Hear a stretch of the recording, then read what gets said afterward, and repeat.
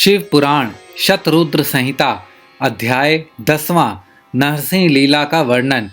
नंदीश्वर बोले, हे प्रभु, शार्दुल नामक भगवान शिव के अवतार के बारे में मैं तुम्हें बताता हूँ। कल्याणकारी भगवान शिव ने एक बार अग्नि के समान जलते हुए शर्ब रूप को भी धारण किया था। वैसे तो भगवान शिव अपने भक्तों की रक्षा करने और उनका कल्याण करने हेतु अनेक अवतार धारण करते हैं, जिनकी गणना करना असंभव है।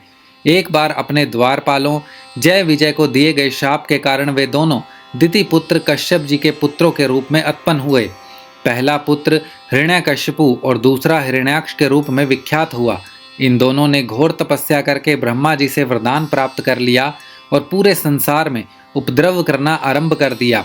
वे किसी से डरते नहीं थे और ऋषि मुनियों और देवताओं के शत्रु बनकर उन्हें सदैव नुकसान पहुंचाते थे।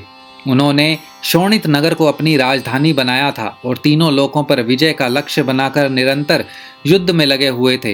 वे बहुत पापी और दुराचारी हो गए थे। इस प्रकार उनके पाप दिन प्रतिदिन बढ़ते ही जा रहे थे।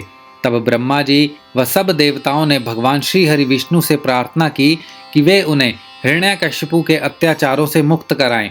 हिरण्यकशिपु ने अपने पुत्र प्रहलाद को भी मारने का प्रयत्न किया, क्योंकि प्रहलाद भगवान विष्णु का परम भक्त था और अपने पिता हिरण्यकशिपु को सदा विष्णु जी की शरण में जाने की सलाह देता था।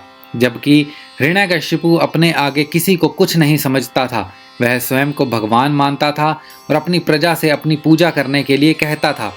एक दिन हिरण्यकशिपु ने प्रहलाद को मार डालने के लिए उसे विशाल खंभे पर बांध दिया। भक्तवत्सल भगवान अपने भक्तों को कष्ट में देखकर सदा उनकी रक्षा करने के लिए आते हैं। भगवान विष्णु ने नरसिंह रूप धारण किया, जो कि आधा मनुष्य का था और आधा सिंह का, और उसी खंभे को फाड़कर प्रकट हो गए। उन्होंने देखते ही देखते युद्ध करने आए सभी दैत्यों का संहार कर दिया। तत्पश्चात हिरण्यकशिपु को अपनी गोद में लेटाकर अपने नाखूनों से उसका शरीर फाड़ दिया। हिरण्यकशिपु के मरते ही सब देवता आनंदित हो उठे, परंतु जब नरसिंह रूप धारण किए हुए भगवान विष्णु का क्रोध शांत नहीं हुआ तो सभी चिंतित हो गए। तब अपने आराध्य भगवान विष्णु का क्रोध शांत करने के लिए उनके भक्त प्रहलाद ने उनकी स्तुति की। प्रहलाद की स्तुति से प्रसन्न होकर विष्णु जी ने उन्हें गले लगा लिया, परंतु फिर भी उनके क्रोध की ज्वाला शांत नहीं हुई।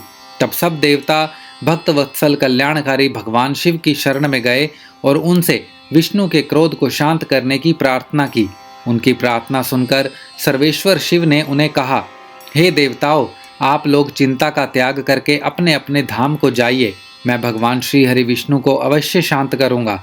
तब देवता प्रसन्नतापूर्वक अपने धाम को चले गए। शतरुद्र संहिता अध्याय 10वां समाप्त।